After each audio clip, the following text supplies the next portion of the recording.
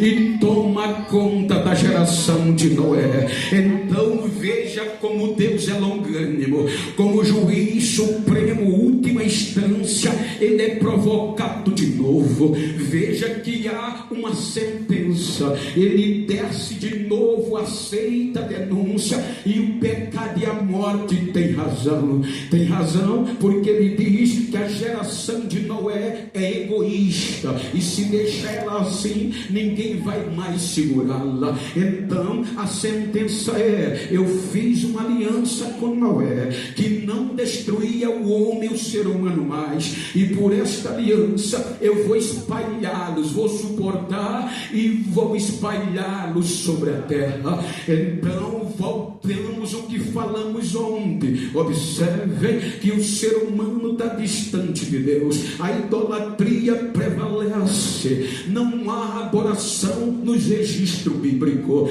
Aí ontem nós falamos do início de um projeto especial chamado por Abraão, um projeto de resgate missionário, como nós falamos ontem, direito às alianças e a promessa, um projeto chamado Israel, que o próprio Deus disse que era a menina dos seus olhos, era o xodó de Deus. Então ele é chamado para não se misturar com outros povos, para não perder a essência. Então Deus vem a Israel, faz aliança, faz promessa, dá lei e o protege. Dissemos antes ontem que por 42 gerações Deus suportou o projeto. Aí vem Paulo, Romanos 5,14, dizendo que a morte reina desde Adão até Moisés. Isso implica dizer: a morte só reina quando o pecado prevalece. Então se a morte reina, ele diz que a lei enfermou, a lei não protegeu Israel,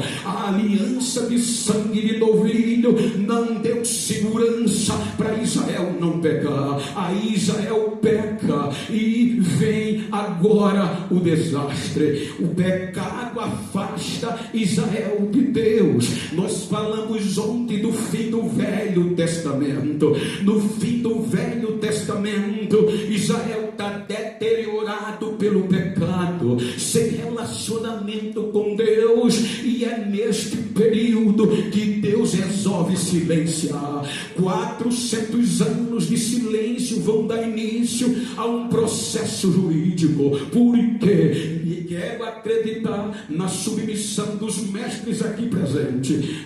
Cada vênia, salvo engano, mas na minha concepção foi o que Cristo mostrou as mãos no Apocalipse. Porque observe, já haviam separado de Deus Adão e Eva e a sua geração. O pecado pelas 7 testemunhas afastaram de Deus a geração de Noé, e agora o pecado domina e reina com a morte sobre Israel. O projeto de resgate perfeito e agora é danificado. Então no silêncio a acusação traz uma petição oficial, uma petição definitiva, última audiência, porque eles reinam até aqui. E nessa petição pedia o julgamento final. Observem que agora o juiz aceita a denúncia.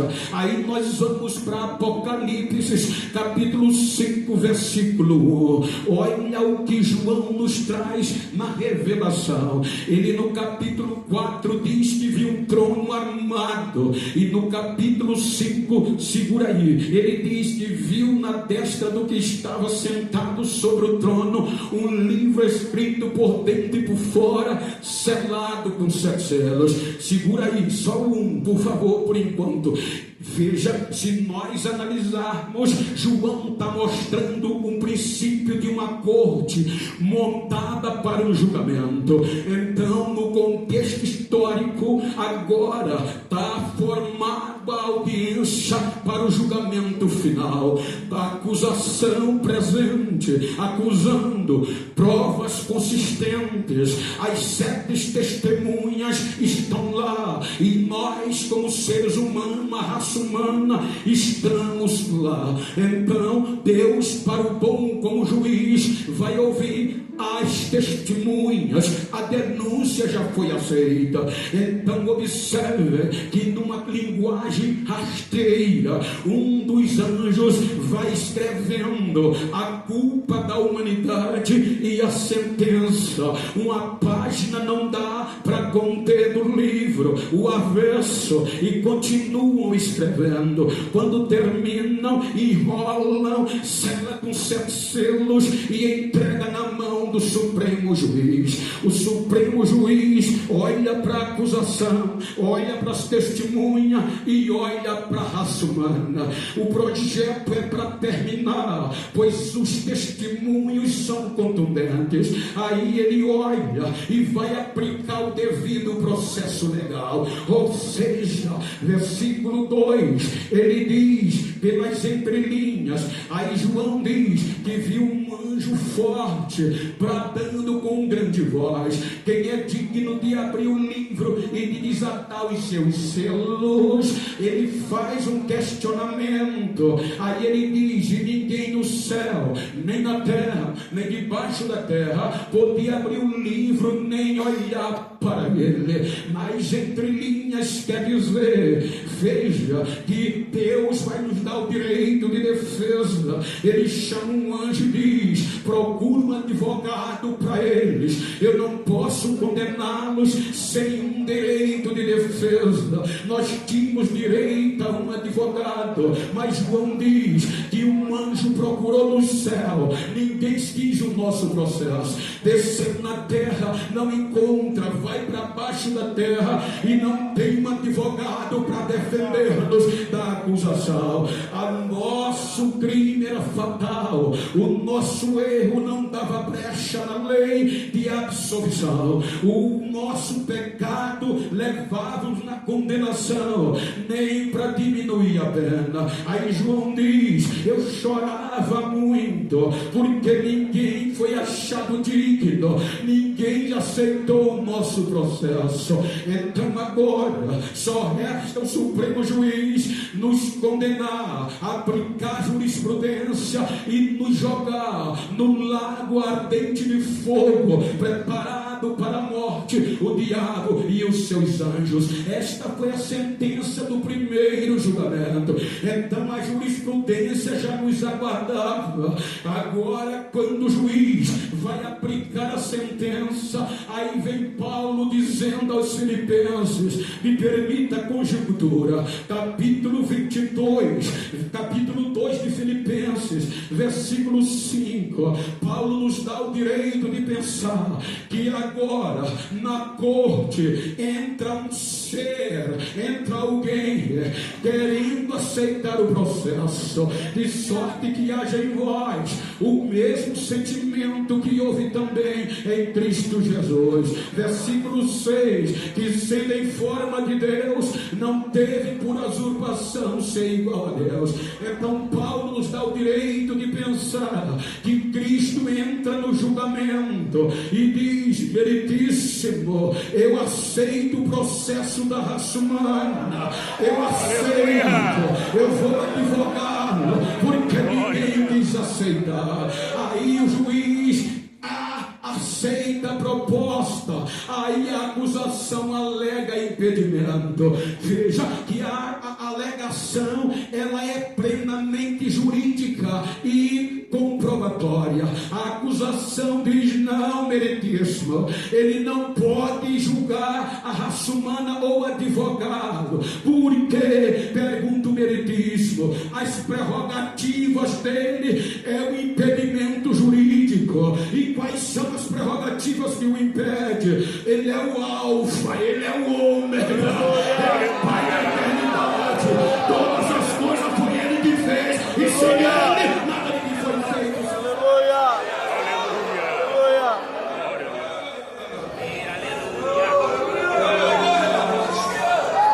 aleluia.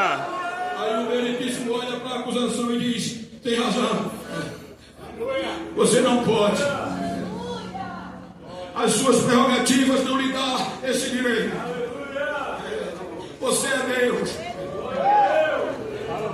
Aí ele disse, eu vou abrir mão das minhas prerrogativas. Aleluia.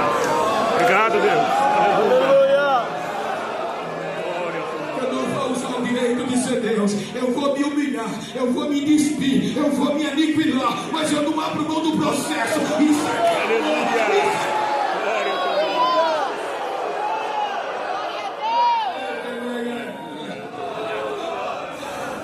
Como ele disse com azeite, que amor é esse? Aleluia. Aleluia. Abrir mão do próprio filho e jogá-lo à mercê. A mesma tentação que nós sentimos, ser subjugado e deixar ele. Aí disse o que ele nos amou de uma tal maneira. Aleluia.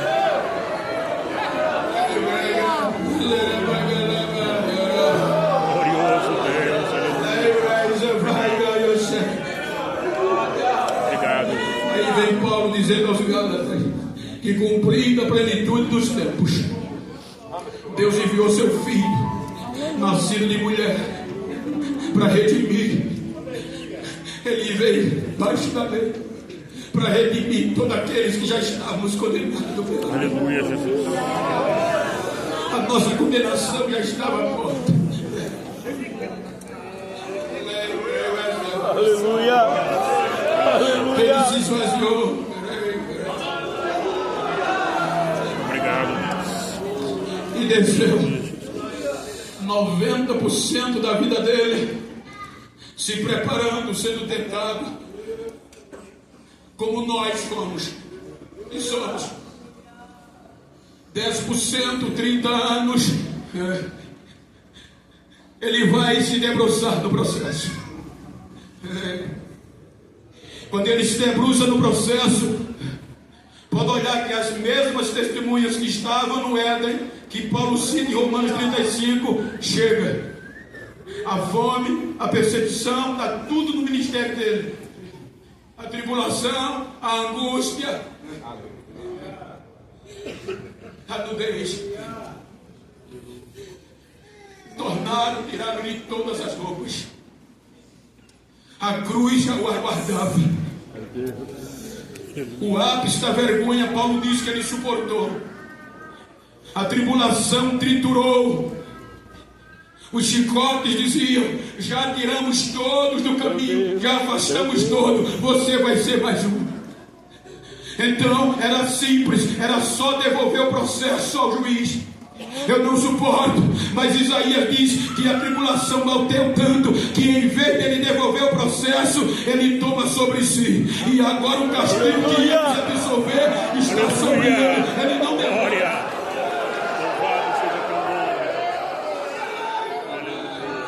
Quando ele toma o processo sobre si, a espada vem, que é a morte. Veja que eles vão separados de meio-dia a 3 horas da tarde, pastor. Ele está na cruz e há uma separação entre ele e os céus. O nosso pecado que em nós afastou todas as gerações, desde Adão até aqui, agora consegue momentaneamente, por conta da nossa culpa, dos nossos processos, afastá-lo de Deus. Então entre meio-dia e 3 horas há um grito: Deus meu, Deus meu, por que me desamparaste? Estava sobre ele os nossos pecados, o processo. Aí a espada vem em 3 horas da tarde. A morte o leva. A morte joga ele no sepulcro. A morte vai consumir, achando que vai fazer com todos, com ele como fez com todos. Então agora a morte vai ter uma surpresa. Porque na lógica científica, eu morri agora, nem todas as células do meu corpo morrem. Então a decomposição vem, ela tem até 12 horas para esfriar o sangue e empalidecer, e esfriando o sangue, aí todas as células são mortas.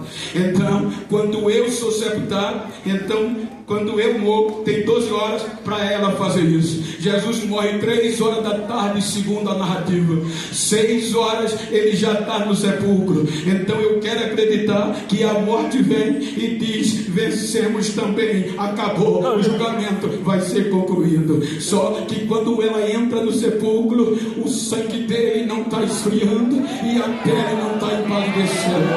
Ou seja, aí ela diz: mas ele tem 12 horas, a decomposição tem 12 horas para acabar com ele. 12 horas depois ela volta e o sangue está quente, a pele está rosada.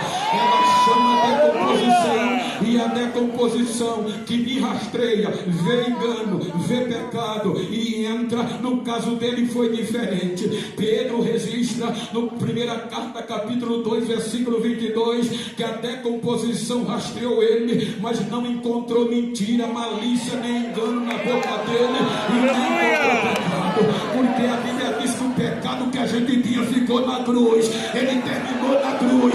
Quando ele é sepultado, já é um advogado vencedor, já é o Senhor da guerra.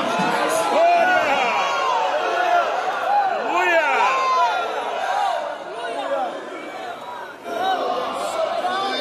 24 horas, segundo dia judaico. A putrefação não estava, porque com 12 horas a decomposição conclui. Com 24 horas a putrefação já arrebentou o organismo, já vai feder, tem que enterrar. Com 24 horas ela entra, e o corpo está do mesmo jeitinho, rosado, o sangue quente, não está pálido. Aleluia! Ela diz: vou esperar a colonização, que é com 36 horas, o 3º dia judaico.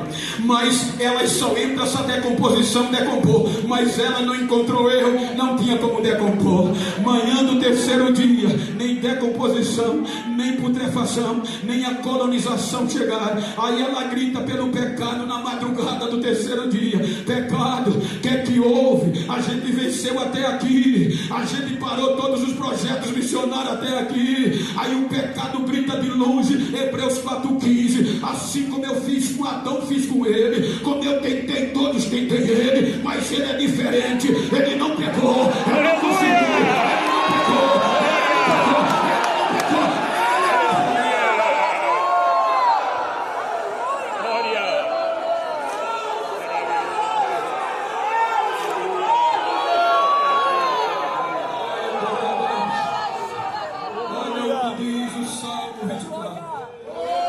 Davi era guerreiro. Davi sabia a honra que quando saía para a guerra, que vencia, que voltava. E quando um vencedor vencia, o que se dizia forte, ele tirava a onda. Ele descia no lugar do perdedor, tomava a coroa, tomava o poder, tomava os despojos, levava para si. Quando ele descia para a casa do perdedor, para a fortaleza, o mensageiro já saía gritando no cavalo, pelas estradas, as províncias que pertenciam ao rei, pastor. E no palácio, a cidade podia ser grande, tinha um portão, o portão podia ser alto. Aí o mensageiro gritava: levanta os portais, acresçam, alarguem, porque o nosso rei venceu. Então, por mais largo e mais alto que fosse o portão, não cabia a glória de um rei vencedor. Aí a Bíblia diz: manhã do 3º dia, Maria Madalena pegou o vaso de bálsamo e vai embalsamar as feridas. Quando chega, que olha, solta os lençóis, um anjo nos pés, outro na cabeça, onde ele jazia. Se assustaram, começaram a chorar, e o anjo diz: mulher, por que chora? Porque roubaram o corpo do meu mestre e não sabemos quem o levou. Roubaram não, vocês estão procurando ele no lugar errado, estão procurando entre os mortos aquele que já ressuscitou. Mas aqui, ele já ressuscitou.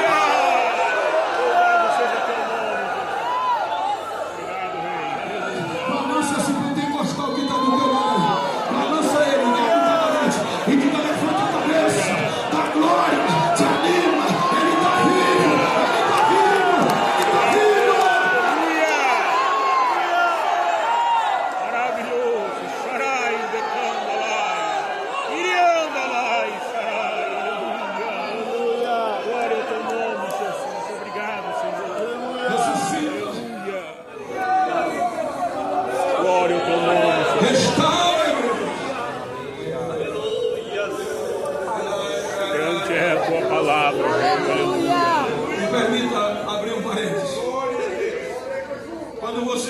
a primeira aliança do projeto original de Israel, você vai ver em Êxodo 24, versículos 12 por diante.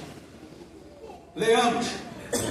Quando Deus fez uma aliança com os judeus no projeto missionário. Estou falando isso para mostrar a segurança sanguínea e jurídica que a gente tem. Por favor, Êxodo. Então disse o Senhor a Moisés: sobe a mim ao monte e fica lá e dá-te as tábuas de pedra e a lei e os mandamentos que tem escrito para os ensinar. Versículo 13: levantou-se Moisés e Josué, seu servidor, e subiu ao monte de Deus.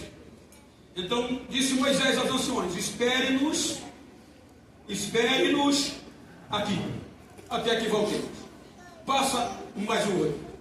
Versículo 15: e subindo Moisés ao monte, uma nuvem o cobriu. A ordem era esperar até que ele descesse com o que ia guiar o povo. Capítulo 32, 40 dias só. O projeto original, os judeus. Êxodo 32, e vendo o povo. Mas vendo o povo que Moisés tardava em descer do monte, chegou para Arão e disse-lhes: levanta-te e fazes dos deuses que vão diante de nós. Porque quanto a este Moisés, o homem que nos tirou da terra do Egito, não sabemos o que nos sucedeu. Projeto original. Aí agora Jesus ressuscita. Aleluia. Segurança sanguínea, falamos antes, segurança jurídica. Aí vem Atos 1 e 4, salvo engano. Por favor, Atos dos Apóstolos 1 e 4. Ele reúne a igreja.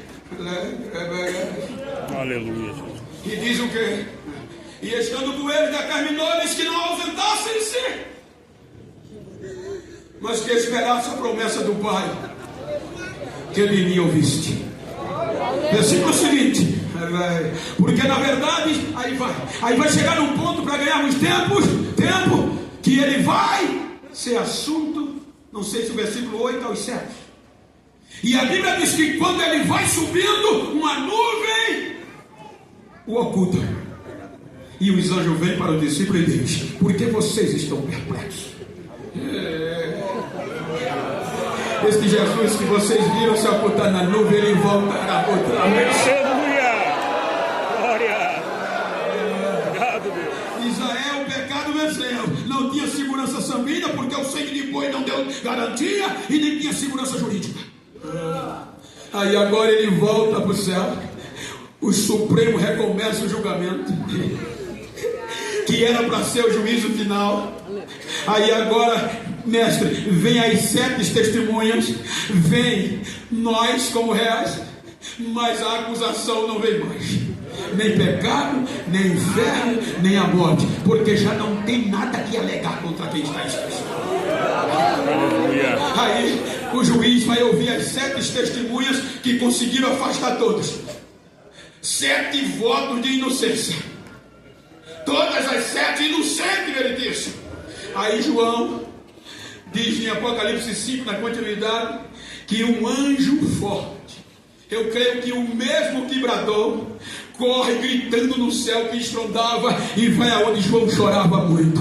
E diz: João, para de chorar, João. Precisa chorar, mas não.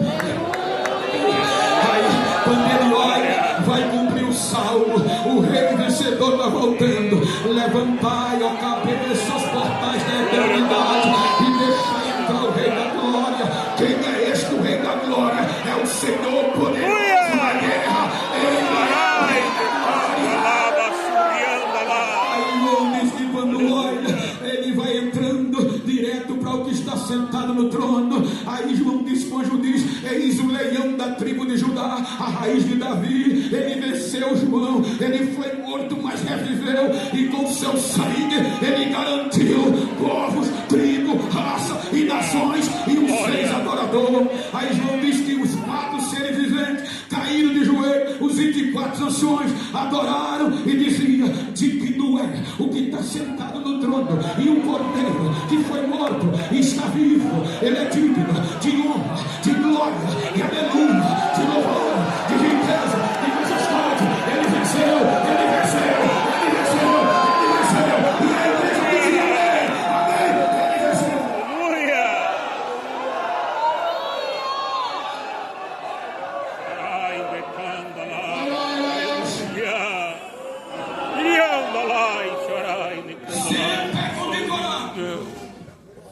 recebe o nome que é todos somos os nomes.